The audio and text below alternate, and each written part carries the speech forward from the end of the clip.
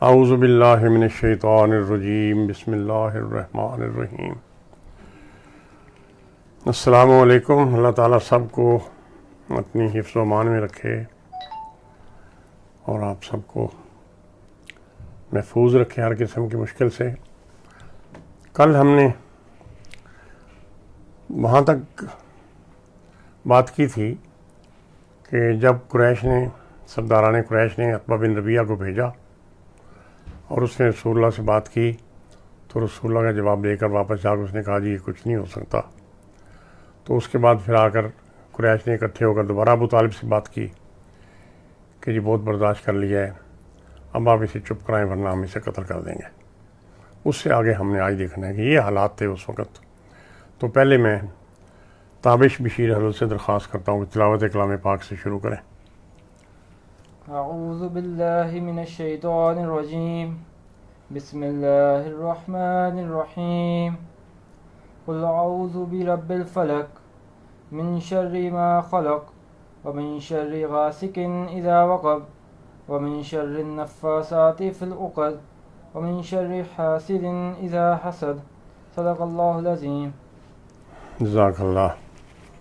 یہ جب بھی کسی قسم کا کوئی شر کا خطرہ ہو تو یہ پڑھنی چاہیے۔ رسول پاک صلی اللہ علیہ وسلم یہ اور قل اعوذ برب الناس کو معوذتین کو اکثر پڑھ کر تو ایسے ہاتھوں پر پھونک مار کر جسم پر بھی پھیرتے تھے۔ اچھا، ہم صاحب قرآن کے سلسلے میں سوانح نبوی صلی اللہ علیہ وآلہ وسلم اور تاریخ نزول قرآن کا مطالعہ کر رہے ہیں۔ کل ہم نے بات کی تھی قریش نے جب صحابہ اور غریب صحابہ اور غلاموں کے بعد کاروباری صحابہ پر بھی ستم ظریفیاں شروع کر دیں اور زیادتیاں شروع کر دیں، حتیٰ کہ رسول پاک کی بے ادبی بھی شروع کر دی۔ تو اس کے بعد جو کوششیں ہوئیں اس میں آخری کوشش کل یہ تھی کہ عتبہ بن ربیعہ کو انہوں نے بھیجا۔ پھر عتبہ بن ربیعہ کے بعد خود سارے مل کے ابو طالب کے پاس گئے۔ ابو طالب نے رسول اللہ سے بات کی تو رسول اللہ نے کہا جی یہ تو اللہ تعالیٰ کا حکم ہے، میں نے کرنا ہے۔ اب آخری کوشش انہوں نے کیا کی رسول کریم کو ان کے تبلیغ سے روکنے کے لیے۔ انہوں نے سین کعبہ میں اپنی مجلس میں رسول اللہ صلی اللہ علیہ وسلم کو بلوایا۔ پہلے تو یہ ہوتا تھا نا کہ جہاں بیٹھا ہے اس کے پاس چلے گئے، جا کے بات کر لی۔ وہ اکٹھے ہو کر بیٹھ گئے اور انہوں نے بلوایا رسول اللہ صلی اللہ علیہ وسلم کو، اور وہ ساری باتیں دہرائیں جو عتبہ نے دہرا چکا تھا، اور اس سے پہلے وہ قریش ابو طالب کے پاس جا کر بھی کہہ چکے تھے، پیشکشیں۔ تو رسول اللہ نے فرمایا کہ میرا ایسا کوئی مقصد نہیں ہے، میں آپ کو جو تعلیم دینے کے لیے بھیجا گیا ہوں اس میں آپ لوگوں کی بہتری ہے۔ پھر وہ لوگ کہنے لگے کہ اچھا اگر ہماری بات نہیں مانتے تو اس طرح کرو کہ اپنے اللہ سے کہہ کر ان پہاڑوں اور ریگزاروں میں عراق اور شام کی طرح کوئی دریا یا نہریں چلوا دو تاکہ کوئی زرخیزی ہو جائے، ہماری زندگی کچھ آسان ہو جائے۔ اگر یہ نہیں کرتے تو ہمارے آباء و اجداد کو زندہ کرا دو تاکہ ہم قصی بن کلاب کو دیکھ لیں۔ تمہیں اللہ نے بھیجا ہے، ڈائریکٹ تمہارا تعلق ہے، ہمیں بھی کچھ نظر آئے تمہارا تعلق، اور قصی بن کلاب کو دیکھ لیں، اس سے پوچھ لیں کیا آپ کا دعویٰ ٹھیک ہے یا غلط۔ آپ نے ان کی باتیں سن کر جواب دیا کہ میں ان کاموں کے لیے نہیں بھیجا گیا، بلکہ جو میں کہتا ہوں تم لوگ اس پر توجہ دو۔ اس پر مشرک سرداران بولے تو ٹھیک ہے، ہمارے لیے کچھ نہیں کرتے تو اپنے لیے ہی کچھ مانگ لو تاکہ تمہارے ساتھ ایک فرشتہ مقرر کر دے جو لوگوں کو بتاتا پھرے کہ تم اللہ کے بھیجے ہوئے ہو، تم سچا دعویٰ کر رہے ہو۔ دیکھیے ہم یہ جتنی صورتیں اس پیریڈ کی پڑھی ہیں نا، ان میں ایک خاص بات ہمیں ہر صورت میں نظر آ رہی ہے کہ وہ لوگ آپ کو امین اور صادق مانتے تھے، ان کے درمیان آپ نے 40 سال زندگی گزاری، لیکن جب توحید کی دعوت دی تو اس وقت کہنے لگے کہ نہیں تم اپنے پاس سے کہہ رہے ہو، اللہ تعالیٰ کا یہ پیغام نہیں ہے، اس کو جھٹلاتے تھے۔ جتنی ہم نے یہ صورتیں دیکھی ہیں ان سب میں اللہ تعالیٰ نے رسول اللہ کی صداقت کے دلائل دیے ہیں۔ ہم چونکہ مسلمان ہیں، ہمارے ذہن میں تو یہ بات آتی نہیں نا کہ آپ کی صداقت کے علاوہ بھی کوئی رسول پاک کے پہلو ہو سکتا ہے، سچائی کے علاوہ بھی۔ تو انہوں نے کہہ دیا جی فرشتہ کو مقرر کر دے تاکہ تمہارا بتاتا پھرے، یا اپنے لیے خوشحالی مانگ لو، باغات، سونا چاندی مانگ لو، تاکہ تمہیں اس طرح بازاروں میں نہ گھومنا پڑے تجارت کے لیے۔ اور اگر یہ بھی نہیں تو اپنے خدا سے کہہ کر ہمارے اوپر آسمان کا کوئی ٹکڑا گرا دو تاکہ ہم تمہاری حکم دلی کی سزا پا لیں۔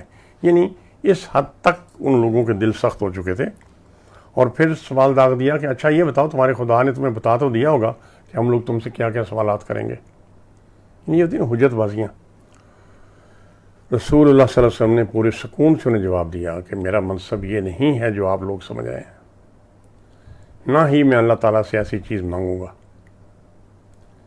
میں آپ سب کو اور تمام نوع انسانی کو توحید کی دعوت دیتا ہوں اور روز آخرت کی جواب دہی کی طرف توجہ دلاتا ہوں تاکہ دنیا میں باعزت ہو جاؤ اور آخرت میں سرخرو ہو جاؤ۔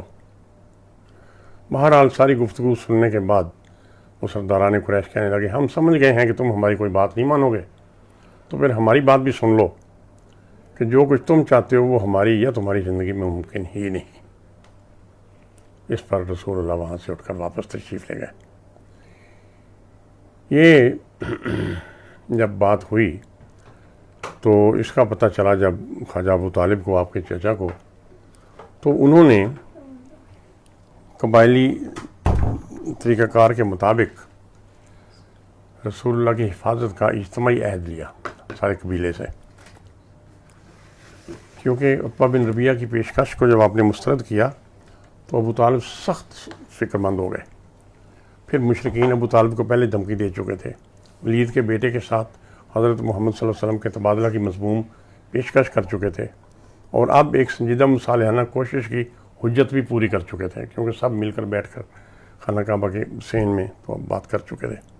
اب اس حجت کے پوری ہونے کے بعد خطرہ تھا کہ آپ کی جان کو نقصان نہ پہنچائیں، اس لیے یہ ضروری ہو گیا، اور ابو طالب نے بنو ہاشم اور بنی مطلب کو اکٹھا کر کے ان سے حضرت محمد مصطفیٰ صلی اللہ علیہ وآلہ وسلم کی اجتماعی حفاظت کا عہد لیا۔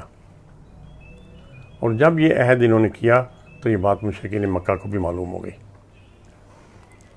اچھا، آج 17 رمضان ہے، 17 رمضان المبارک 1441 ہجری، جو اسلامی مہینہ ہے یا قمری مہینے، یہ تاریخ تبدیل ہو جاتی ہے سورج غروب ہونے کے بعد۔ اصل میں تو اس وقت ہم بات کر رہے ہیں 18 رمضان المبارک میں، لیکن آج ہم نے 17واں روزہ افطار کیا، تو جو 17 رمضان المبارک کا دن گزرا ہے یہ تھا یوم بدر، جنگ بدر اس دن ہوئی۔ میرا اس پہ الگ سے ایک مقالہ ہے کہ جنگ بدر تبدیلی کا نقطہ آغاز، تو اس بات کو ہمیں یاد رکھنا چاہیے۔ کل 16 تاریخ کو 16 رمضان کو مکہ فتح ہوا تھا، وہ اپنے اپنے وقت پہ باتیں آئیں گی ساری۔ اچھا، اب ایک واقعہ ایسا ہوا جب یہ حالات چل رہے تھے تو ایک دن حضرت عمر کے قبول اسلام کے بعد بیت اللہ شریف میں نماز ادا کرنے کی خبر سے حبشہ کے مسلمانوں نے جب یہ خبر سنی کہ اب حرم شریف میں جا کر نماز باجماعت پڑھنے شروع ہو گئے ہیں، تو کچھ مہاجرین مکہ واپس آ گئے۔ کچھ اس وجہ سے بھی واپس وہاں حبشہ میں بھی اس کے خلاف قریش کا بھی تعلق تو تھا نا، تجارتی تعلق بھی، آن جان بھی، تو وہاں نجاشی کے خلاف بغاوت نے سر اٹھا لیا کہ مسلمانوں کو پناہ دے کر تم نے اپنے دین کو چھوڑ دیا ہے، لیکن نجاشی نے بغاوت پر قابو پا لیا، پہنچ گئے جی۔ جب مشرکین مکہ کے مسلم آزار رویہ میں بھی کوئی بہتری نظر نہ آئی تو وہ مہاجرین پھر واپس حبشہ چلے گئے۔ انہی دنوں ایک قول غرانیق، یعنی غرانیق کا ایک بات رسول اللہ سے غلط طور پر منسوب ہو گئی، یہ میں ذرا کر دیتا ہوں تفصیل سے، آپ کو تو ممکن ہے ابھی نہ یہ بات کبھی سنی ہو۔ رسول اللہ صلی اللہ علیہ وسلم کا دعوت و تبلیغ کا طریقہ بہت دل فریب تھا۔ آپ جھگڑے کے بجائے سمجھانے کی کوشش کرتے تھے، اب دوسرے کی عزت کر کے تو اس کے ساتھ طریقے سے بات کرتے تھے۔ ایک دن کعبہ کے قریب بیٹھے کچھ مشرکین کو آپ نے سورۃ نجم پڑھ کر سنائی۔ ہم نے پرسوں پڑھی ہے سورۃ نجم، سورت کی آخری آیت سجدہ کی آیت ہے۔ یہ پڑھنے کے بعد آپ نے سجدہ فرمایا تو سب حاضرین نے بھی بلا تمل سجدہ کیا۔ بات سمجھ آئی میری؟ رسول پاک جب سجدے میں گئے تو انہی کی زبان میں تو سورۃ نجم تھی جو پڑھ رہے تھے، تو جب وہ سجدہ کا اس میں آیا لفظ تو رسول کریم نے سجدہ کیا تو اس کے ساتھ ہی ایسا اثر تھا ان پر ہوا کہ سب حاضرین نے بلا تعمل سجدہ کیا، اور سجدہ سے اٹھ کر کہا کہ یہ تو ہم بھی مانتے ہیں کہ اللہ ہی زندہ کرنے والا ہے اور اللہ ہی مارنے کرنے والا ہے، البتہ ہمارے معبود ہماری سفارش کرتے ہیں۔ یعنی چونکہ مصالحہ قسم کی گفتگو ہو رہی تھی تو سجدے کے ساتھ انہوں نے بھی سجدہ تو کر دیا، اللہ کو تو مانتے ہی تھے وہ۔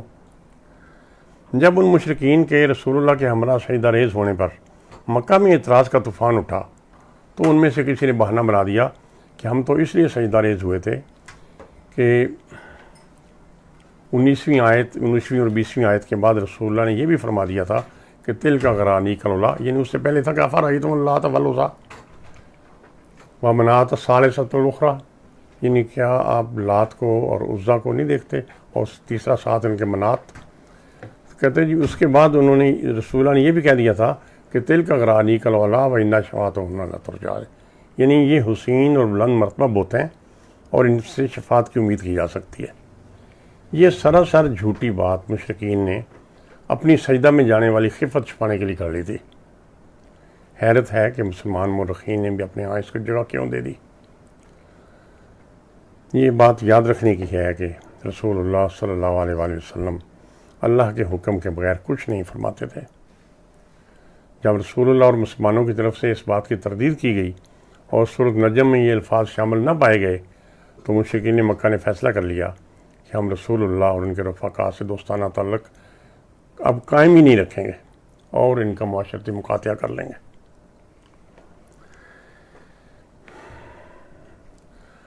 اور محرم سن 7 نبوی سے محرم سن 10 نبوی تک کے 3 سال مسلمان بنو ہاشم اور بنو عبد المطلب کے ساتھ سب کو شیب ابو طالب، یعنی حضرت ابو طالب کی شہر سے باہر جو حویلی یا گھاٹی تھی اس میں محفوظ کر دیا۔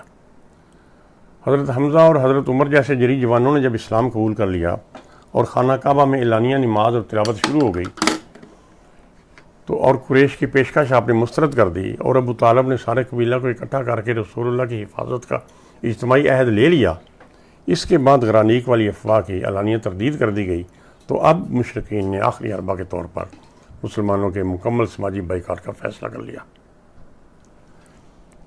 ایک عہد نامہ لکھا گیا جو بسم اللہ الرحمن نہیں، یعنی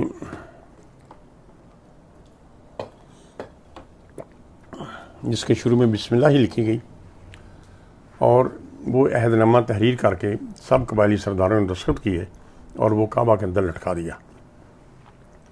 اس میں یہ لکھا ہوا تھا کہ بنو ہاشم اور بنو عبد المطلب چونکہ رسول اللہ کا ساتھ نہیں چھوڑ رہے، اس لیے ان دونوں قبائل کے مکمل سماجی بائیکاٹ کیا جائے گا، اور عہد کیا جاتا ہے کہ مسلمانوں اور بنو ہاشم کے ساتھ سماجی تعلق، لین دین اور رشتہ ناطہ نہیں کیا جائے گا، نہ کچھ ان کو بیچا جائے گا، نہ ان سے کچھ خریدا جائے گا، نہ ان سے کوئی بیٹی دی جائے گی، نہ ان سے بیٹی لی جائے گی۔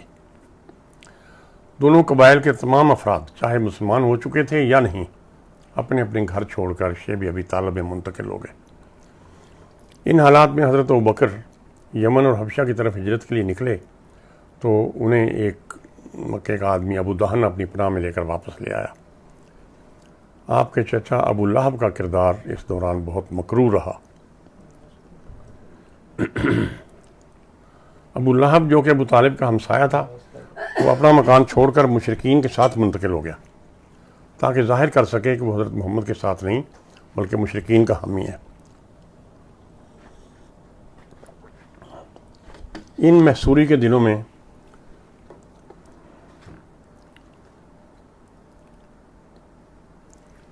بنو ہاشم اور بنو عبد المطلب کو یہ جو شیب ابی طالب میں جب محصور تھے تو ان دنوں میں انہیں تو روز مرہ کی زندہ رہنے کے لیے معمولی خوراک کی بھی میسر ہونا مشکل ہو گئی۔ اگر مکے کے کچھ لوگ ان کی مدد نہ کرتے تو مسلمان شاید فاقوں سے مرنا شروع ہو جاتے۔ تنگی کے اس زمانہ میں تابع 263 تنگی کے اس زمانہ میں حشام بن عمر نے سب سے زیادہ مدد کی۔ وہ یہ کرتا کہ گندم اور دوسری اجناس اونٹوں پر لاد کر رات کے پچھلے پہر شیب ابی طالب کے پاس لے جا کر اونٹوں کو آگے ہانک دیتا، جو تھوڑی دور چل کر گھاٹی میں داخل ہو جاتے اور مسلمانوں کو اس طرح کھانے کا کچھ سامان پہنچ جاتا۔ مکہ کے کچھ اور لوگ بھی اپنی رشتہ داریوں کی وجہ سے اور کچھ لوگ انسانی ہمدردی کی بنا پر چھپ چھپا کر سامان خوراک اور لباس بھجواتے رہتے۔ مثلا حضرت خدیجہ کا بھتیجا حکیم بن حزام کبھی کبھی اپنی پھوپھی کے لیے گیہوں بھجوا دیتا۔ معلوم ہونے پر ابو جہل اور ابو لہب جیسے اکڑ مزاج لوگ شدید مزاحمت کرتے اور رکاوٹیں ڈالتے۔ ابو لہب کے اسی رویہ کی بنا پر اس دوران میں ان محققین کے ساتھ متفق ہوں کہ جو سمجھتے ہیں کہ اس دوران سورت لہب نازل ہوئی۔ شیب ابی طالب میں قیام کے دوران میں حرمت کے 4 مہینوں رجب، ذوالقعدہ، ذوالحج اور محرم میں آپ شیب ابی طالب سے باہر تشریف لے آتے، خانہ کعبہ میں آتے اور جو حجاج اور زائرین آئے ہوتے ان کو تبلیغ فرماتے رہتے۔ انہوں نے بھی دیکھو نا مستقل مزاجی۔ مکہ کے لوگوں کے ساتھ بائیکاٹ ہے، لیکن ان 4 مہینوں میں وہ کچھ کر نہیں سکتے، ان کو کہہ نہیں سکتے، تو آئے ہوتے تھے باہر سے حاجی، تو ان کو ملاقاتیں کرتے، آپ تبلیغ فرماتے رہتے۔ سورۃ لہب کے نازل ہونے کے بعد ایک دن یہ آپ سین کعبہ میں تو بیٹھتے تھے نا سب وہاں سرداران، تو آپ حضرت ابوبکر صدیق کے ساتھ سین کعبہ میں بیٹھے باتیں کر رہے تھے کہ ابو لہب کی بیوی جو یہ سن چکی تھی سورۃ لہب نازل ہونے والی بات، تو اس کی بیوی ہاتھ میں پتھر کا ایک ڈنڈا سے لیے آئی اور سامنے حضرت ابوبکر صدیق کو دیکھ کر بولی، کہاں ہے تیرا دوست؟ وہ آئی تو رسول اللہ کی اس کی طرف پشت تھی، سامنے ابوبکر صدیق کا چہرہ نظر آیا تو غصے سے کہتی ہے، کدھر ہے تیرا دوست؟ میں نے سنا ہے اس نے میری ہجو لکھی ہے۔ ہجو کہتے ہیں نا، یعنی ایک تو ہوتی ہے نا تعریف اس کے خلاف کہ میرے خلاف نظم لکھی ہے یا کچھ کہا ہے، آج میں اس کا سر پھوڑ کر ہی جاؤں گی۔ حضرت ابوبکر نے کہا، خود ہی دیکھ لو۔ رسول اللہ کی پشت اس کی طرف تھی، دیکھ نہ سکی اور ادھر ادھر نظر دوڑا کر واپس چلی گئی۔ محصوری کی یہ 3 سال سخت تکلیف کے سال تھے۔ بھوک سے بلبلاتے بچوں کی چیخیں دور سے سنی جاتی، بھوک کے یہ حالات تھے کہ پودوں کی جڑیں کھود کر کھائی اور چوسی جاتی تھیں، پیٹ پر کھجور کے پتے یا کھال کس کر باندھ لی جاتی تاکہ بھوک کی شدت نہ ستائے۔ مکہ کے لوگ بنو ہاشم کے ساتھ خرید و فروخت نہ کرتے اور باہر سے جو سامان فروخت کے لیے مکہ میں آتا اسے آگے بڑھ کر مشرکین مکہ خرید لیتے زیادہ پیسوں پر تاکہ مسلمانوں تک نہ کچھ پہنچ سکے۔ ان حالات میں رسول اللہ صلی اللہ علیہ وسلم کی جان کو بھی خطرہ تھا، ان کی مستقل حفاظت پر متعین رہتے صحابی، اور آپ صلی اللہ علیہ وسلم اپنا بستر بدل بدل کر سوتے رہتے۔ ان 3 سالوں کے دوران جب آپ شیب ابی طالب میں محصور تھے، جو صورتیں نازل ہوئیں اب وہ دیکھتے ہیں۔ سورت بلد نازل ہوئی جو قرآن حکیم میں 90 نمبر پہ ہے۔ اب آپ نے یہ دیکھنا ہے کہ اپنے جب وہ وہاں گئے ہوئے ہیں زائرین کے ساتھ ملاقاتوں کے لیے، ان کے لیے یہ صورتیں مخاطب ہوں گی، اپنے جو مسلمان ہیں ان کے لیے مخاطب ہوں گی، ان کے مضامین پہ آپ نے دیکھتے ہیں توجہ کرنی ہے۔ سورت بلد کا مضمون تھا کہ عدل اجتماعی کا رستہ اختیار کیا جائے تو آخرت میں کامیابی ملے گی۔ بات شروع ایسے ہوئی ہے کہ انسان کو محنت مشقت کے لیے پیدا کیا گیا، محنت کرنے سے انسان پسندیدہ لوگوں میں شامل ہو جاتا ہے، اور پھر یہ کہ بخیلی اور فیاضی کا دونوں کا اختیار ہے، بندے کی اپنی مرضی کیا اختیار کرے۔ اسی طرح سماجی عدل ایک مشکل رستہ ہے، کانٹوں کی سیج ہے اس پہ چلنا، تو کرنا پڑتا ہے، جو کرے گا اس کو اجر ملے گا۔ جوانی میں طاقت کا گھمنڈ ہوتا ہے، لیکن پھر بڑھاپا آتا ہے، پھر موت آتی ہے، پھر قبر اور قبر کے سوال جواب، یہ تو ہر ایک کے ساتھ اس طرح ترتیب چلنی ہے۔ جس وقت جوانی کا گھمنڈ ہے اس وقت ان باتوں کا احساس کرنا چاہیے۔ اس کے بعد مغرور قوموں کا ذکر ہے، تو اس کے بعد وہ اپنی اعمال کی وجہ سے تباہ کر دی گئی۔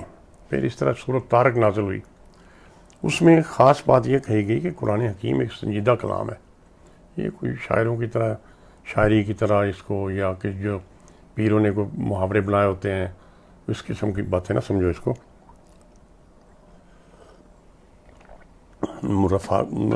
مسجع گفتگو.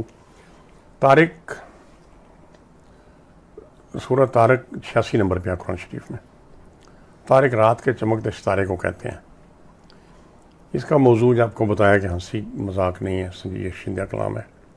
پھر یہ بھی اس میں بتایا گیا کہ دوبارہ پیدا کرنا کوئی مشکل نہیں ہے. اور رات کے چمکتے ہوئے ستارے کی قسم، یعنی طارق کی قسم کھا کر کہا گیا کہ قیامت ضرور واقع ہوگی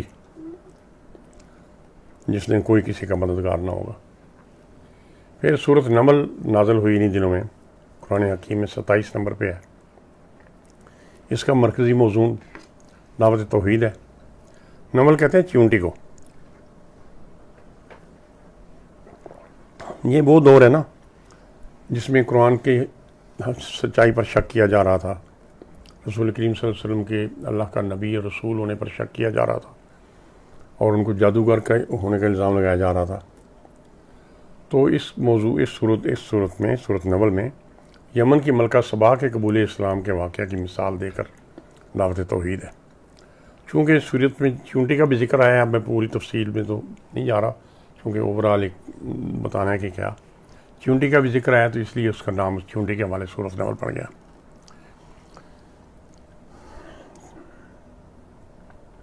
مرکزی خیال دعوت توحید اور عقیدہ آخرت ہے.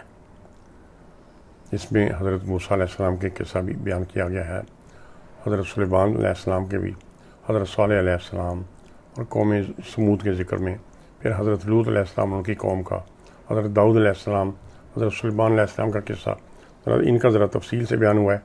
اب دیکھیں یہ کیوں بار بار، کل پتہ نہیں لئی کہہ رہا تھا یا کوئی، کہ ریپیٹیشن ہوتی ہے. اب اللہ تعالیٰ ریپیٹ کر رہا ہے انہی باتوں کو. ایک صورت میں بھی یہ کہا، پھر کچھ دنوں کے بعد دوسرے الفاظ میں وہی بات کہی، پھر دوسرے. یہ مثالیں اس لیے دی جا رہی تھیں کہ بنیادی تعلیم کیا تھی کہ رسالت رسول کریم صلی اللہ علیہ وسلم کو اللہ نے واقعی اس کام پر مبعوث کیا ہے. توحید کہ اللہ کے علاوہ کے دوسرے کے سامنے سر جھکانا منع ہے، اور آخرت کہ ہڈیاں چاہے گل سڑ جائیں اس دن نام لے کے پکارا جائے گا اور سارے اٹھ کے کھڑے ہو جائیں گے، حاضر ہو جائیں گے اور سزا یا جزا پائیں گے. یہ تینوں باتیں ان کے لیے ماننی مشکل تھی. تو ان کو سمجھانے کے لیے پرانی قوموں کی مثالیں اور زمین آسمان کی مثالیں، مختلف دلائل دے کر ان کو سمجھانے کی کوشش کی گئی. کوئی بھی ایسی بات نہیں اب تک آپ نے دیکھی جس میں جھگڑے والی بات کی گئی ان کے ساتھ.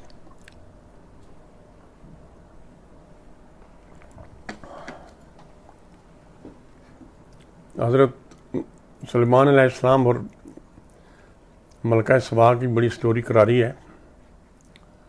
وہ آپ نے سنی ہوگی، نہیں سنی ہوگی تو تفصیل بات جس وقت کوئی ہوں گے اس وقت باتیں کریں گے.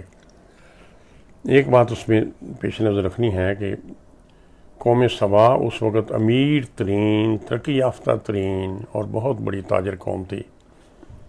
شاید ایک دو دفعہ پہلے بھی بتایا ہے کہ ان کی عمارت کی یہ حالت تھی کہ ان کے دروازوں کی دہلیزیں اور ان کے کھانے کے برتن سونے کے ہوتے تھے. اتنی دولت تھی یمن کی قوم سبا کے پاس.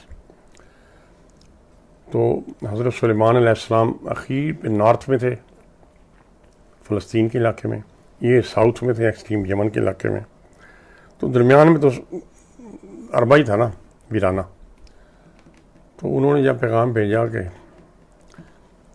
اطاعت کرو میری اور اللہ کی اور ایمان لے آؤ، تو اس نے اپنے عمراء سے مشورہ کیا. تو انہوں نے کہا جی کہ اطاعت قبول کر لینی بہتر ہے، کیونکہ اگر انہوں نے حملہ کیا تو جب حملہ کر کے کوئی کامیاب ہو جاتا ہے تو وہ تو پھر جن کے پاس عزت ہوتی ہے ان کو ختم کرتا ہے. بہرحال وہ ملکہ بلقیس بہت سارے تحائف لے کر وہاں گئیں. تو وہاں محل سے باہر جو کھائی تھی جس کے اوپر انہوں نے شیشے کی پلیٹ لگائی ہوئی تھی، وہ ایسی صفائی سے تھی کہ آپ کو پہلے بتا چکا ہوں میں. اس میں پھر کچھ دلائل دیے گئے ہیں کہ یار بات سنو، تم کیوں نہیں بات مانتے؟ مجبوری، بیماری اور تکلیف ہے کہ تم بتوں کو پکارتے ہو یا اللہ کو پکارتے ہو؟ پکارتے تو اللہ کو ہی تھے مدد کے لیے. اچھا، تاریکی میں، خشکی میں، پانی پر آپ لوگوں کو رستہ کون دکھاتا ہے؟ بارش سے پہلے ٹھنڈی ہوائیں کون چلاتا ہے؟ یہ ہاتھوں سے گھڑے ہوئے بت چلاتے ہیں یا اللہ چلاتا ہے؟ اچھا، انسان کو پہلی بار کس نے پیدا کیا تھا اور دوبارہ اس کے سوا کون پیدا کر سکتا ہے؟ تمہیں دوسری زندگی پر یقین نہیں آتا؟ صرف ایک آواز آئے گی جس کو وہ کہتے ہیں نا سود پھونکنا، یعنی ایک بگل بجے گا اور ساری مخلوق پر ہیبت طاری ہو جائے گی، دوسرا بگل بجے گا تو جتنے زندہ ہیں سب مر جائیں گے، اور جب تیسرا بگل بجے گا تو سب اپنی قبروں سے زندہ ہو کر اٹھ کھڑے ہوں گے۔ اب بچاؤ کی ایک ہی صورت ہے کہ قرآن حکیم میں جو تعلیمات دی جا رہی ہیں ان پر عمل شروع کر لو اور خلوص دل سے ان پر ایمان لے آؤ۔ اسی طرح قرآن حکیم کی 28ویں صورت نازل ہوئی، سورۃ القصص، وہ بھی جس کو کہتے ہیں نا کہ قصے بیان کر کے دلائل دینا یا مائل کرنے کی کوشش کرنا۔ اس میں اس کی ایک آیت جو ہے نا سورۃ قصص کی آیت نمبر 56، وہ آپ کے چچا ابو طالب کے انتقال کے موقع پر بعد میں نازل ہوئی تھی سن 1090 میں، جس میں نام لیے بغیر فرمایا گیا کہ ابو طالب کی ہدایت رسول اللہ کے اختیار میں نہیں، تو وہ بہرحال اس میں شامل ہے۔ باقی صورت کا موضوع قریش کو دوسری قوموں کی مثالیں دے کر عبرت دلانا ہے۔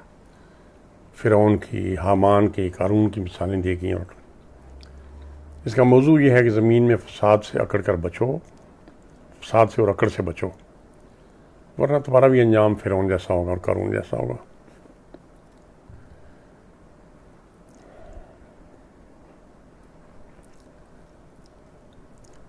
آخری 6 آیات میں متقی لوگوں کو آخرت میں خاص گھر دیے جانے کا وعدہ ہے اور بد کرداروں کو برے انجام کی وعید ہے۔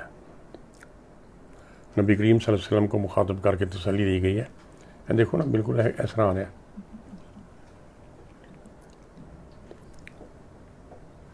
نبی کریم صلی اللہ علیہ وسلم کو مخاطب کر کے تسلی دی گئی ہے کہ آپ کو اپنی ذمہ داری ادا کرنے کا خوبصورت انعام ملے گا۔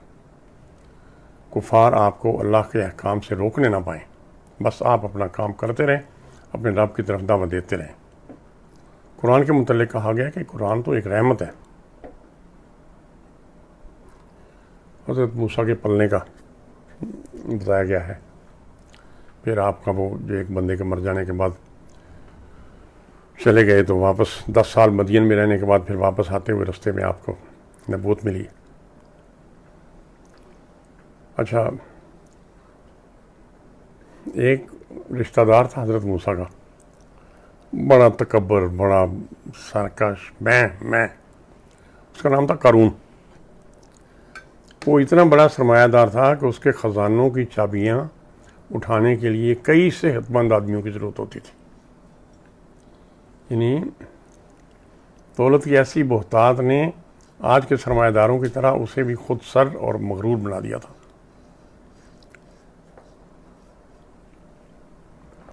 حضرت موسیٰ اسے سمجھاتے تو کہتا میں نے اپنی عقل سے کمایا ہے، میں خام خواہ نادار لوگوں کو کیوں ضائع کرتا پھروں۔ بس پھر اللہ نے اس کا انجام یہ کیا کہ وہ دولت اور گھر سمیت زمین میں دھنس گیا۔ تو دیکھنے والوں نے بے ساختہ کہا کہ اگر اللہ ہم پر مہربان نہ ہوتا تو ہم بھی دھنس جاتے۔ پھر سورۃ فرقان نازل ہوئی، قرآن حکیم کی 25ویں سورت۔ اس میں کچھ اعتراضات کے جواب دیے گئے۔ یہ وہ دور ہے جب آپ پر جھوٹ بولنے اور یہ کہا جا رہا تھا کہ جادو کا اثر ہے ان پر۔ اس کی آیت نمبر 73 میں حکم دیا گیا ہے، یہ ذرا 268، کہ قرآن حکیم کو توجہ سے سننا چاہیے، گونگوں اور بہروں کی طرح نہیں سننا چاہیے۔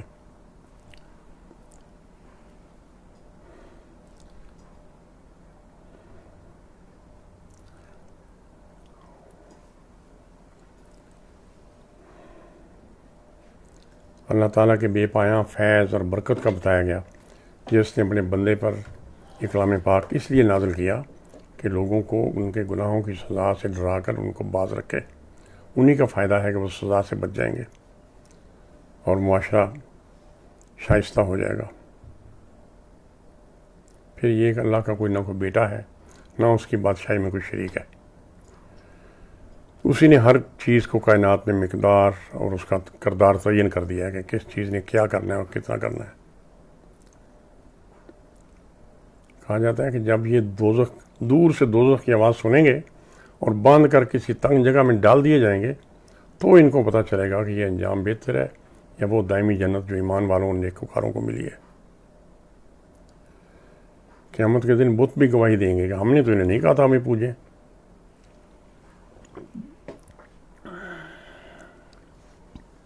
پھر یہ دلیل دی گئی کہ تم کہتے ہو کہ یہ کیسا نبی ہے تو کہ ہماری طرح ہی پھر یہ ہاتھ پیر ہیں، ہماری طرح ہی بازاروں میں گھومتا ہے، کھاتا پیتا ہے۔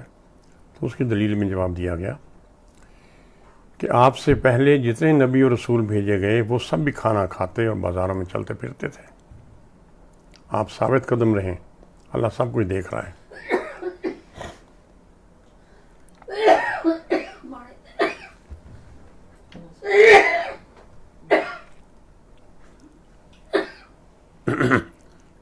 کبھی یہ کہتے ہیں جی قرآن سارا یک وقت کیوں نہیں نازل کیا گیا، یہ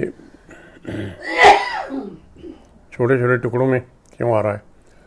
تو اس صورت کی آیت نمبر 32 میں اس کا جواب دیا گیا کہ تھوڑا تھوڑا کر کے قرآن حکیم کو نازل کرنے کا مقصد یہ ہے کہ رسول اللہ کا دل جم جائے۔ تھوڑا تھوڑا اس لیے اتار رہے ہیں کہ آپ کا قلب مبارک منور ہوتا رہے۔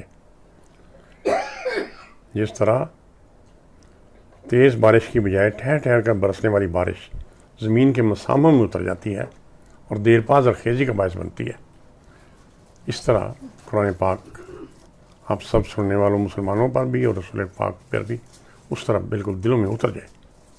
کبھی اعتراض کرتے ہیں آپ پر خزانے کیوں نازل نہیں کیے گئے وغیرہ، تو ان کے جواب میں بھی پہلے نبیوں کی تکذیب اور پرانی قوموں کی مثالیں دے کر ہلاکت سے خوف دلایا گیا ہے کہ تم سندر جاؤ بندے بنو۔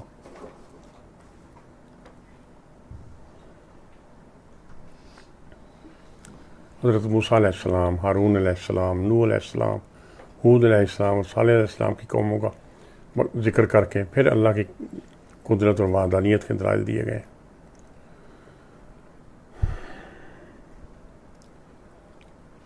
اکھڑ مشرکین کو ہدایت کی گئی کہ بھائی اپنے اندر عباد الرحمن کی صفات پیدا کرو۔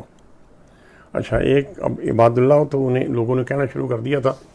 آپ کو بتایا تھا میں نے کہ جب ابرہہ نے کعبہ گرانے کے لیے حملہ کیا، جس میں یہ اس علاقے کے لوگوں کے لیے بڑی عجیب چیز تھی، ہاتھی، اس کو بھی لے کے آئے اور وہ ناکام ہو کے واپس چلا گیا، تو آس پاس کے سارے خطہ عرب میں جو آتے تھے خانہ کعبہ میں اپنے سالانہ اجتماع کے لیے یا اپنے بتوں کی پوجا کے لیے، تو وہاں یہ مکہ والے جو تھے یا قریش جو تھے خانہ کعبہ کے متولی، یہ عباد اللہ مشہور ہو گئے کہ اللہ کے پیارے لوگ ہیں، ان کی وجہ سے وہ بچ کے وہ۔ تو اب مشرکین کو کہا جا رہا ہے کہ آپ عباد الرحمن کی صفات پیدا کرو۔ رحمان کے لفظ سے بڑی چڑ تھی انہیں، کیونکہ عرب کے علاقے میں یہ لفظ استعمال نہیں ہوتا تھا، یمن کے عیسائیوں میں مستعمل تھا۔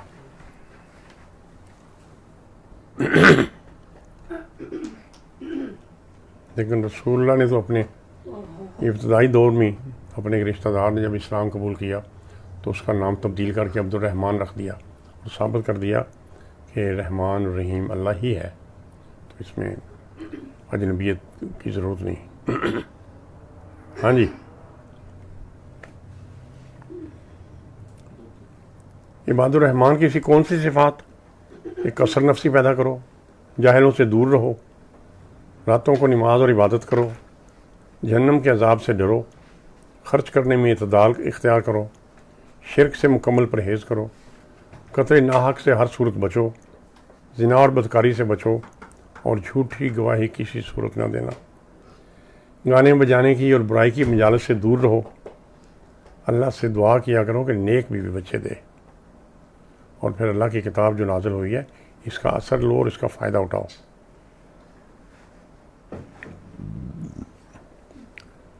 اور اللہ سے دعا کیا کرو کہ تمہیں ہدایت یافتہ اور ہدایت دینے والا بنا دے۔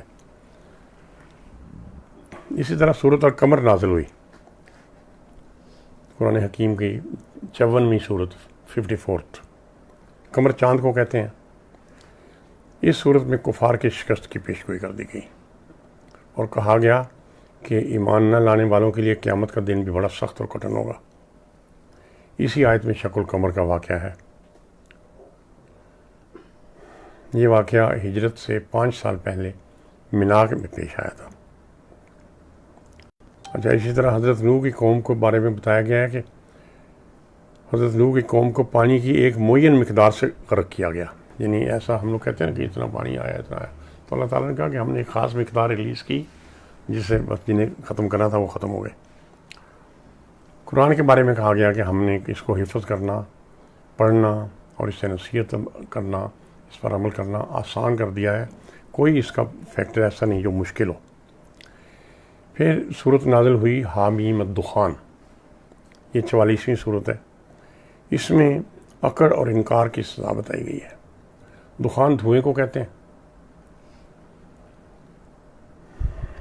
جب قریش نے بالکل فرعون جیسا رویہ اپنا لیا تھا تو ان کی دنیاوی اکڑ اور توحید و آخرت کے انکار کی سزا بتائی گئی کہ دنیا اور آخرت کی ہلاکت ہے تمہارے لیے۔ رسول اللہ کو تسلی اور مشرکین قریش اور سرداروں کو دھمکی دی گئی ہے۔ قرآن کو رحمت کہا گیا کہ قرآن رحمت ہے۔ ہاں، اور یہ خاص بات اس میں بتائی گئی کہ قرآن حکیم عربی زبان میں اس لیے نازل کیا گیا کہ اس کے جو مخاطبین الاولین ہیں، جن لوگوں کو بات بتائی جا رہی ہے اس وقت، وہ عربی زبان بولتے ہیں تاکہ ان کے لیے اس کو سمجھنا آسان ہو۔ رسول کریم نے اپنے صحابہ کو کہہ کے جہاں جہاں فتوحات ہوتی ہیں یا سفیر جاتے اسلام پھیلتا، وہاں کی زبانوں میں یعنی ایسے بندے بھیجے کہ جا کر ان کی زبان میں سمجھا سکیں، اور اس طرح تراجم شروع ہوئے۔ اس صورت میں 2 دفعہ قریش کو دھمکی دی گئی ہے کہ اچھا پھر تم انتظار کرو، دیکھو تمہارا کیا بنتا ہے۔ قیامت کے دن آسمان دوبارہ دھواں بن جائے گا، پہلے دھواں ہی تھا نا۔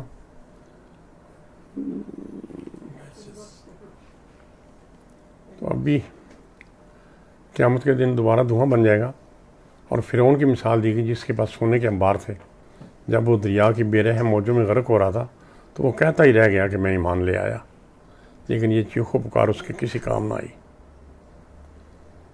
اس میں قرآن مجید کے لیے لفظ کتاب مبین استعمال کیا گیا ہے، جس کا مطلب یہ ہوتا ہے کہ اس میں ہر بات کھول کر لکھ دی گئی ہے، کوئی ایسے زبانی الفاظ نہیں ہیں کہ جن کا جو مرضی مطلب نکال لیں۔ اچھا، سورت جاسیہ قرآن مجید کی 45ویں صورت ہے۔ جاسیہ کہتے ہیں گھٹنوں کے بل بیٹھنے کو۔ یہ صورت بھی اسی قحط کے زمانہ میں نازل ہوئی جب یہ رسول کریم اور مسلمان شیب ابی طالب میں محبوس تھے اور مکہ میں قحط کا زمانہ تھا۔ اس میں قرآنی دلائل، مشرکین کا تکبر، بالخصوص شرک پر بحث کی گئی ہے۔ ہدایت کی گئی ہے کہ تمسخر کی بجائے ایمان لے آؤ۔ قیامت کے خوفناک منظر کا بیان ہے کہ جب لوگ خوف کی وجہ سے اللہ کے دربار میں گھٹنوں کے بل بیٹھے ہوں گے، جاسیہ گھٹنوں کے بل خوف کے مارے بیٹھے ہوں گے، قیامت کے یعنی اس طرح بیٹھے ہوں گے وہاں قیامت کے دن۔ کائنات کی نشانیوں سے دلائل توحید دیے گئے، اور آخر میں کہا گیا کہ تم ہماری آیت کا مذاق اڑاتے تھے، قیامت کے دن تمہیں بتایا جائے گا کہ آؤ آج تم خود مذاق بن چکے ہو۔ پھر سورت مومنون نازل ہوئی، قرآن حکیم کی 23ویں صورت۔ سچے دل سے ایمان لانے والوں کو مومنون کا لفظ استعمال کیا گیا ان کے لیے۔ اس میں بھی عقیدہ توحید و آخرت پر ایمان اور عمل صالح کے راستے کے حصول پر اس کی تاکید کی گئی ہے۔ رسول اللہ کو تبلیغ کے آداب سکھائے گئے ہیں کہ اچھے الفاظ میں نرمی سے بات اپنی لوگوں تک پہنچائیں۔ اچھا، سورت مومنون میں جنتی مومنین کی صفات بیان کی گئی ہیں کہ ایسے ہوتے ہیں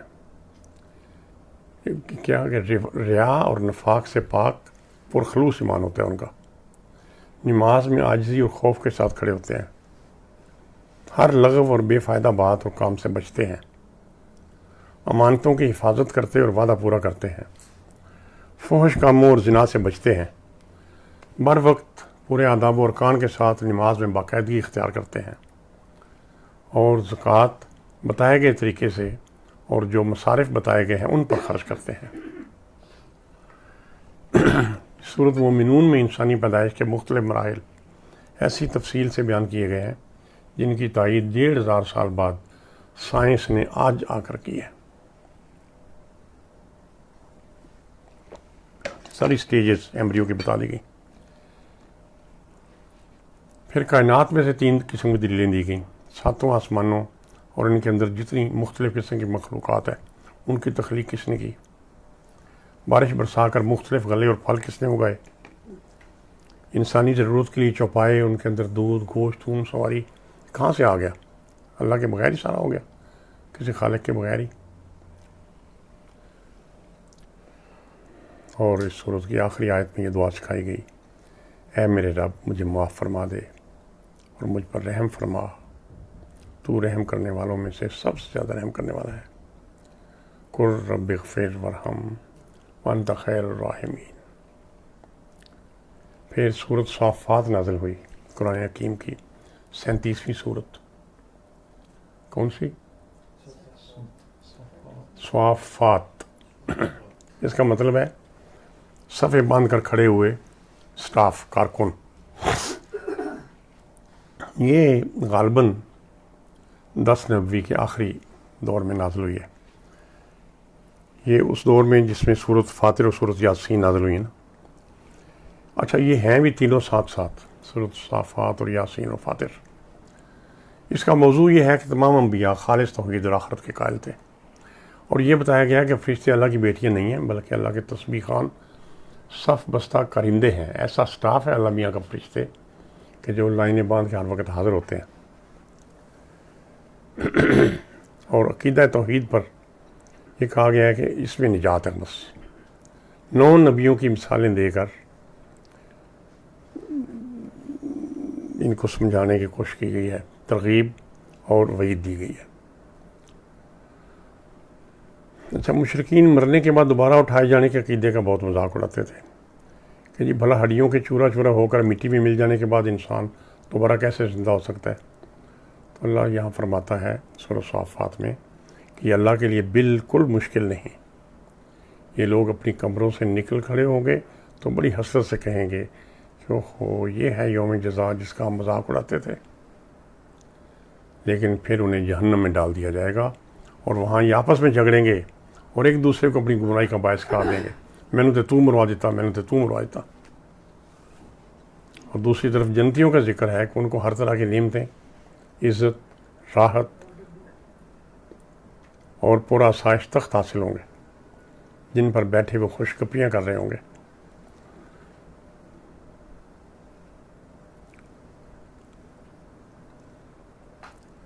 اچھا، اب اسی محبوس یعنی مسوری کے آخری دنوں میں سورۃ یاسین نازل ہوئی.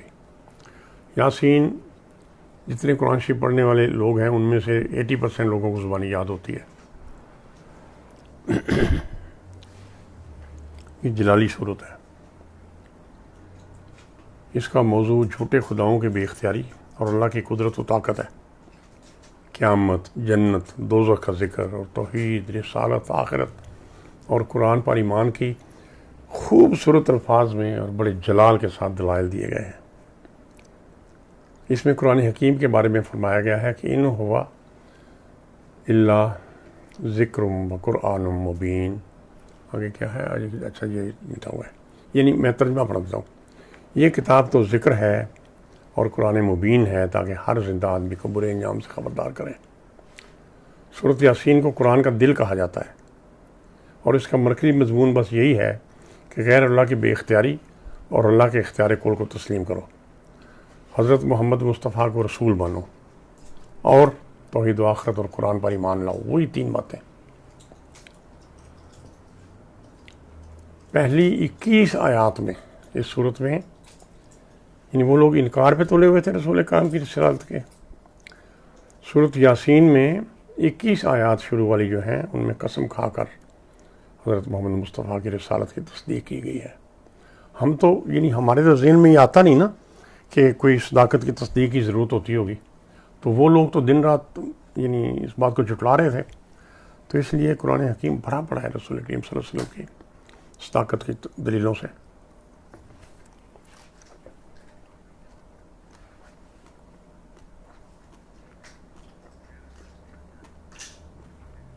اچھا اس میں جب جہاں 23واں سپارہ شروع ہوتا ہے نا، وہاں آتا ہے نا کوئی ایک آدمی دوڑتا دوڑتا آیا، وہ میں نے اس میں اب آج تفصیل نہیں بتاتا، وہ انطاکیہ کا واقعہ ہے جہاں پہ عیسائیوں کے 4 معلم گئے، تو وہاں ان لوگوں نے، وہ اس وقت کے تو وہ تھے نا مومن عیسائی، اللہ تعالیٰ کا نبی حضرت عیسیٰ علیہ السلام کا دین تھا۔ اچھا عیسائیوں کو کرسچینز بھی وہاں کہا گیا انطاکیہ میں، جب وہ چاروں وہاں گئے تو یہ بھی انہوں نے کہا بھی کون سے لوگ، یہ کون بزرگ نے بھی، انہوں نے کہا جی کرائسٹ کر دینے، تو وہاں ان کا نام کرسچین پڑا۔ تو پھر کرسچینز کو یہ فکر ہوئی کہ یار ساڑی انہوں نے چھیڑ پاتی کرسچین، تو پھر درمیان میں ان میں سے کسی سیانے بندے نے ان کو کہا کہ اچھی بات ہے، تمہارے کرائسٹ کے ساتھ تشبیہ دے رہے ہیں، تو انہوں نے اپنا لیا کہ ٹھیک ہے پھر ہم کرسچین ہیں، وہاں سے ان کا نام پڑا کرسچینز۔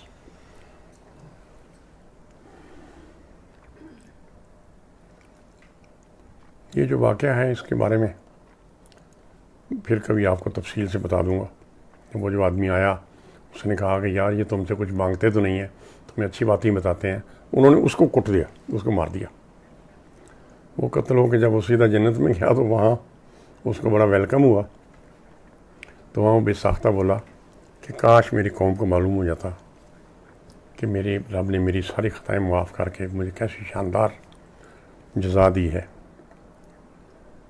لیکن دنیا والوں کو نہیں نہ پتہ لگتا آگے گئے کے ساتھ کیا ہوتا ہے۔ اچھا اس کے بعد سورۃ فاطر نازل ہوئی، یہ قرآن حکیم میں 35ویں نمبر پہ ہے، سورۃ یاسین 36ویں پہ ہے، فاطر 35ویں پہ ہے۔ اس کا موضوع شرک کی ممانعت ہے۔ وہی پیریڈ 9 سے 10 نبوی جب آپ کے خلاف سازشیں ہو رہی تھیں، سارے مسلمان محبوس تھے اور محصور تھے، معاشرہ تھا ان کا ہر طرف سے، نہ خوراک، نہ بچوں کے لیے دوائیاں، نہ دودھ۔ سورۃ یاسین کے بعد سورۃ فاطر نازل ہوئی۔ اس میں ٹھوس دلائل کے ساتھ توحید کی دعوت دی گئی ہے، اور انکار کی صورت میں ٹھوس الفاظ میں بتا دیا گیا ہے کہ تمہیں ہلاک کیا جائے گا۔ پرانی قوموں کی مثالیں دے کر بتایا گیا۔ یہ بھی دلیل دی گئی کہ زمین جب ویران ہو جاتی ہے، بنجر ہو جاتی ہے، تو پھر کون بارش برساتا ہے، کون اس کو دوبارہ زندہ کر دیتا ہے، پھر اس میں سے ہریالی نکل آتی ہے۔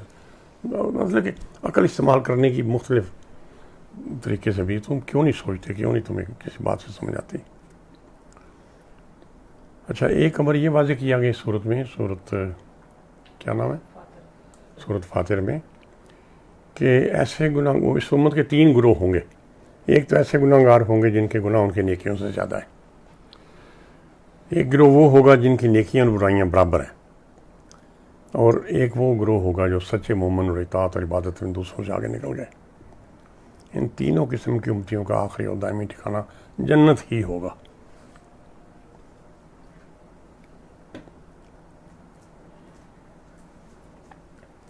پھر سورۃ انبیاء نازل ہوئی، قرآن حکیم میں 21ویں نمبر پر ہے۔ یہ شیب ابی طالب کے محصوری کے آخری دنوں میں، یا ممکن ہے اس کا کچھ حصہ محصوری ختم ہونے کے بعد، مکہ آنے کے بعد نازل ہوا ہو۔ سورۃ انبیاء، یہ انبیاء نبی کی جمع ہے۔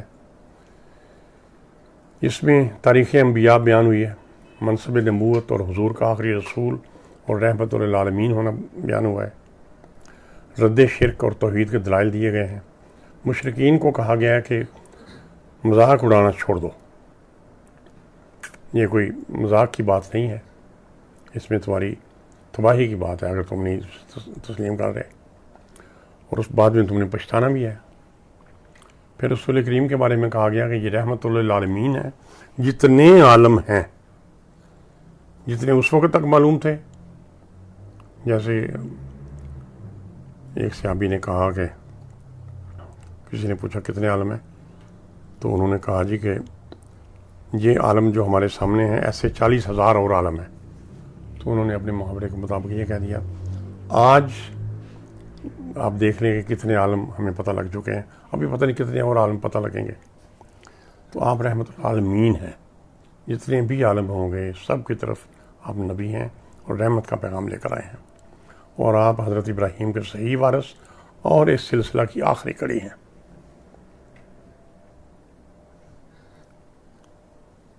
15 نبیوں کا مثال دے کر کہا گیا ہے کہ غفلت میں نہ پڑے رہو، کلام الہی کو متانت، عاجزی اور وقار کے ساتھ سننا چاہیے۔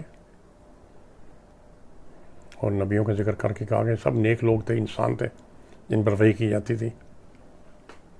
رسول اللہ پر جھوٹے الزام لگاتے ہو تو سراسر تمہارے اوپر اس کی تباہی آئے گی۔ پھر توحید کے دلائل، ہر قسم کے دلائل، اور پھر یہ کہا گیا کہ تورات بھی، جو تورات کو تو مانتے تھے نا سب لوگ کہ یہ حضرت موسیٰ پر، یعنی یہودیوں نے اپنا روب رکھا ہوا تھا کہ ہم صاحب کتاب ہیں، تم لوگ تو ایسے سارے باقی لوگ۔ تو تورات میں بھی عقیدہ توحید ہی ہے۔ میں نے ایک رسالہ لکھا بنی اسرائیل، تو میں نے اس کا مسودہ دیا اپنے ایک دوست کو جو ایک بینک کا بڑا سینئر ایگزیکٹو، بہت senior executive vice president retire ہوا تھا۔ میں نے کہا یار یہ عبارت دیکھ لینا، ٹھیک ہے بات۔ اس میں میں نے کہا ہوا تھا کہ یہودی توحید پرست ہیں۔ وہ 5-6 دن کے بعد ہاتھ میں پکڑا ہوا میگزین میرے آفس میں آیا، میرے ٹیبل پہ پھینک کے کہتا ہے تم کہنا یہودی تو توحید پرست نے؟ میں فوراً خاموش ہو گیا۔ میں کہا اچھا جی اب نہیں کہوں گا، اور میں کیا کہتا ہوں ان کو پتہ ہی نہیں تھا۔ بہرحال کہا گیا کہ تورات اور قرآن دونوں عقیدہ توحید اور عقیدہ آخرت کی تاکید کرتے ہیں۔ آخر میں رسول اللہ کو کہا گیا وما ارسلناک الا رحمۃ للعالمین۔ عالمین کا ترجمہ یونیورس نہیں ہو سکتا، ملٹی ورس ہو سکتا ہے، کہ ملٹی ورس کے لیے، تمام کائناتوں کے لیے آپ کو رحمت بنا کر بھیجا گیا ہے۔ 43 آیات ایسی ہیں جن میں مسلسل کئی نبیوں کا، یعنی حضرت ابراہیم، اسحاق، یعقوب، لوط، نوح، داؤد، سلیمان، ایوب، اسماعیل، ادریس، ذوالکفل، یونس، زکریا، یحییٰ اور عیسیٰ علیہ السلام کی دعوت توحید کا ذکر کیا گیا ہے۔ اور یہی اسی لیے دلیل دی گئی کہ وہ سارے جنہیں نبی آئے سارے یہی گل کہندے آئے، وہی گل میں کہہ رہا۔ ایک گل ہمیں معلوم ہونی چاہیے کہ دین اسلام ہی رہا ہمیشہ، تمام نبی آ کر اسلام کا ہی دعوت دیتے رہے، جس کے بنیادی پیغام، بنیادی عقیدہ توحید ہوتا تھا۔ پھر اللہ کے قادر مطلق ہونے کے وجود پر 6 دلائل دیے گئے۔ پہلا تو کہا گیا کہ یہ آسمان اور زمین پہلے ملے ہوئے تھے، ہم نے دونوں کو جدا جدا کیا۔ سائنسدان اب جا کر 19ویں صدی کے شروع میں اس نتیجے پر پہنچے۔ دوسری دلیل دی کہ ہم نے ہر جاندار چیز کو پانی سے بنایا۔ اب دیکھیے کہ آج تو ہمیں معلوم ہے کہ ہر طرف پانی ہے، 70% پانی میں 30% یہ ارتھ یا لینڈ جو ہے یہ تیر رہی ہے۔ تو یہ ایک امی ان پڑھ آدمی کی زبان سے 1500 سال پہلے کھلائی گئی، تو یہ وحی کے علاوہ کیسے ہو سکتی تھی؟ پھر دلیل دی گئی ہم نے زمین میں پہاڑ بنائے تاکہ زمین ہلنے لگے۔ اب تو آپ کو معلوم ہے کہ زیر زمین کتنی کثیر مقدار میں لاوا موجود ہے اور کھول رہا ہے، اور کہیں کہیں سے ابلتا بھی ہے۔ اللہ تعالیٰ فرماتا ہے کہ میں نے یہ پہاڑ بیخیں بنا کر لگا دی ہے تاکہ زمین ہلے نہ، ورنہ تو ہر وقت ہلتی رہتی اور زندگی ممکن ہی نہ ہوتی۔ پھر بتایا گیا کہ ہم نے زمین میں کشادہ راستے بنائے تاکہ لوگ ان پر چلیں۔ آ جاؤ بیٹا۔ اچھا، پہاڑوں کے درمیان اگر وادیاں اور درے نہ ہوتے تو لوگ ٹکڑوں میں بٹے رہتے۔ پھر فرمایا گیا ہم نے آسمان کو محفوظ چھت بنایا، جو لاکھوں کروڑوں سیارے اور ستارے اتنی تیزی سے گھوم رہے ہیں، کیا ان کو آپس میں ٹکرانے سے بتوں نے روکا ہوا ہے؟ اللہ تعالیٰ بار بار یہ کہتا ہے کہ میں نے ہر چیز کو ایک سسٹم وضع کر دیا ہے، اب اسی پہ یہ چلتے رہیں گے تا وقت کہ اس کا حکم آ جائے گا کہ بس اب یہ ساری کائنات ختم ہو جائے اور آ جاؤ، حاضر ہو جاؤ۔ پھر کہا گیا کہ رات دن اور سورج چاند کو اللہ نے پیدا کیا ہے، اور یہ سہارے کے بغیر آسمان میں ایسے تیرتے پھرتے ہیں سورج اور چاند جیسے پانی میں مچھلی۔ اب یہ حرکت افلاک کا یہ نظریہ بھی آپ دیکھ لیں کہ 1500 سال بعد آج کی جدید ترین دوربینوں اور لیبارٹریوں اور رصدگاہوں کے ذریعے آ کر پتہ چلا ہے کہ کوئی بھی چیز کسی دوسری کی چیز ساتھ پکڑی بھی نہیں ہے، فلوٹنگ ہے سب، لیکن وہ جو بیلنس قائم کر دیا ہے اللہ تعالیٰ نے اس بیلنس پر سری گھوم رہی ہیں۔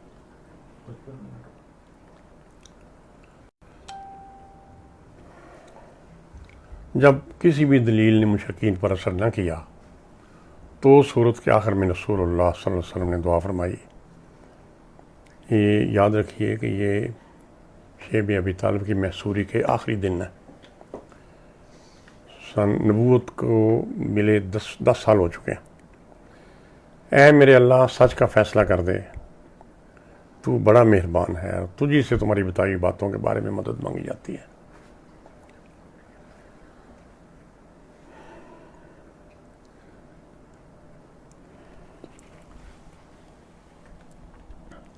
اب محصوری ختم کر لیتے ہیں۔ آج کتنے منٹ ہو گئے؟ 55۔ ٹھیک ہے۔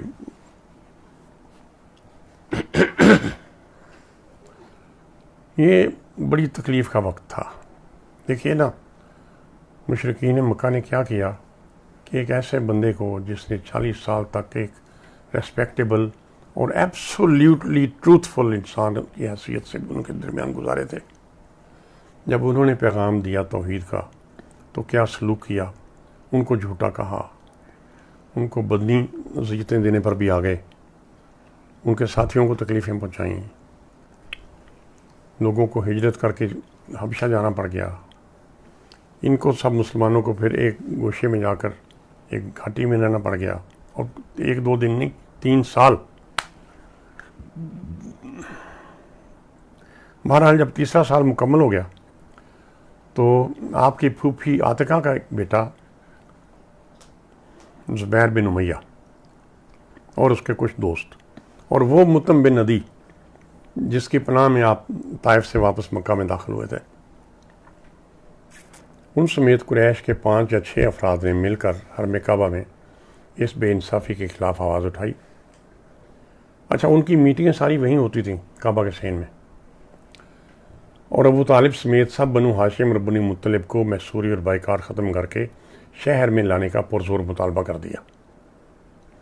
ظاہر ہے کچھ لوگوں نے مخالفت بھی کی، لیکن اس موقع پر ابو لہب نے بھی اپنے بھائی ابو طالب کے حق میں آواز اٹھائی، کیونکہ ابو طالب 80 سال سے زیادہ عمر کے ہو چکے تھے۔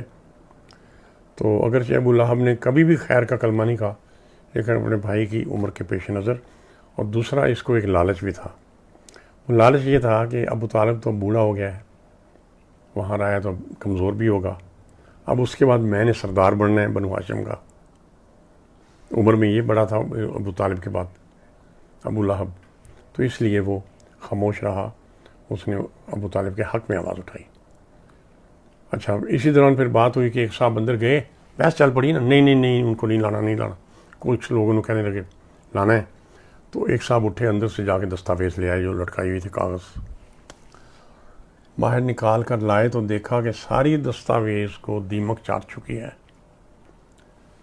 کاغذات کو دیمک چاٹ جاتی ہے نا، آپ نے دیکھے کبھی کاغذ ایسے گلے ہوئے، سوائے شروع میں لکھی گئی بسم اللہ کے۔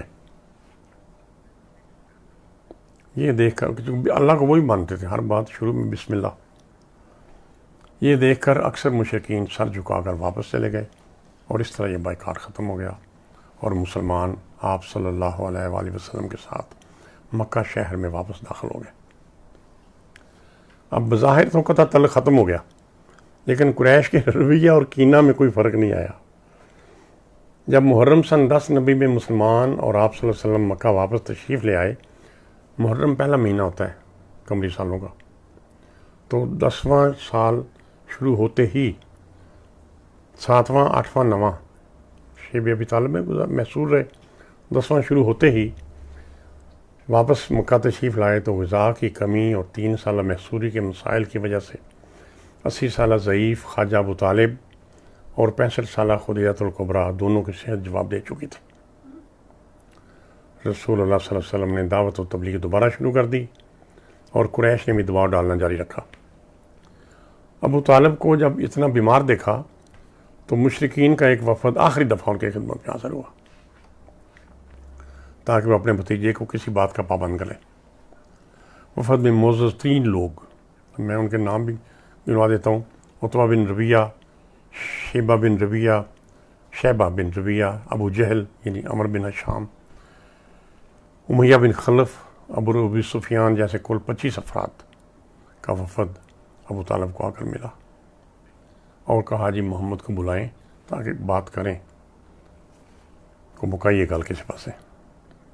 تو ابو طالب نے رسول اللہ کو بلا بھیجا اور ان کے سامنے قریش سردار 25 بیٹھے ہوئے تھے، انہوں نے جو پیشکش کی تھی وہ رسول اللہ کے سامنے رکھی۔ رسول اللہ نے ان کی ساری بات سن کر وفد کو مخاطب ہوئے اور فرمایا، اچھا اگر میں ایک ایسی پیشکش کر دوں جس کے اگر آپ قائل ہو گئے تو آپ لوگوں کی عرب و عجم پر حکومت قائم ہو جائے گی، تو آپ کی کیا رائے ہوگی؟ بس آپ صرف ایک بات مان لیں۔ یہ بات سن کر وفد کو تذبذب میں پڑ گیا اور بالآخر ابو جہل بولا، اچھا جی بتاؤ کیا بات ہے؟ تمہارے باپ کی قسم ہم ایک کیا 10 باتیں ماننے کو تیار ہیں۔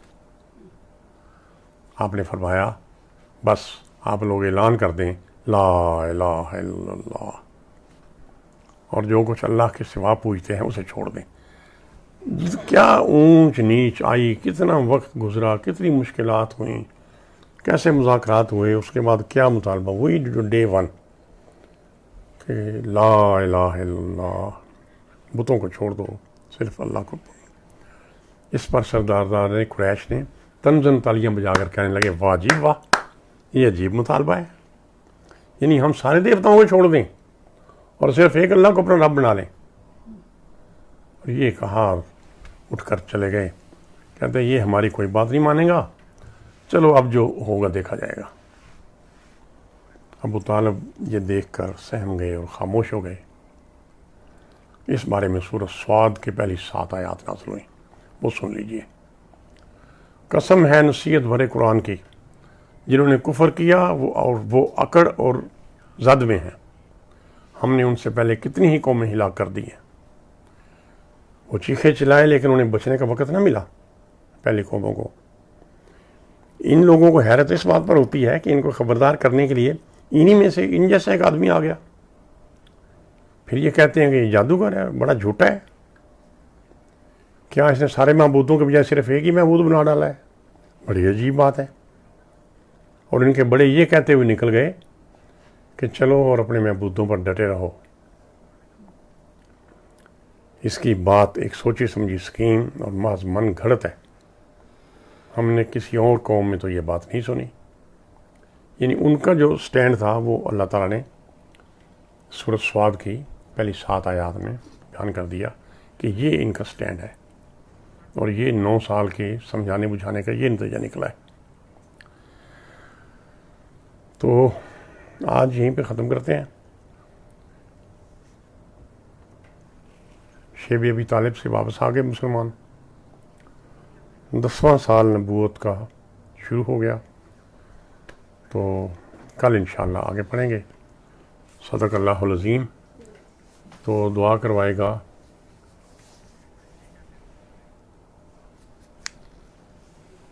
تیبور مجھے کہہ رہا ہے، اعوذ باللہ من الشیطان الرجیم، بسم اللہ الرحمن الرحیم، الحمدللہ رب العالمین والعاقبۃ للمتقین والصلاۃ والسلام علی رسولہ الکریم، اللہم انت السلام ومنک السلام والیک یرجع السلام، حینا ربنا بالسلام وادخلنا دار السلام، تبارک ربنا یا ذا الجلال والاکرام۔ یا اللہ ہمارے گھروں کو، ہمارے شہر کو، ہمارے ملک کو، جہاں جہاں ہمارے سب اولاد اور احباب موجود ہیں، سب جگہوں کو دارالامن بنا دے، سب جگہوں پر ان کی حفاظت فرما، آمین یا رب العالمین۔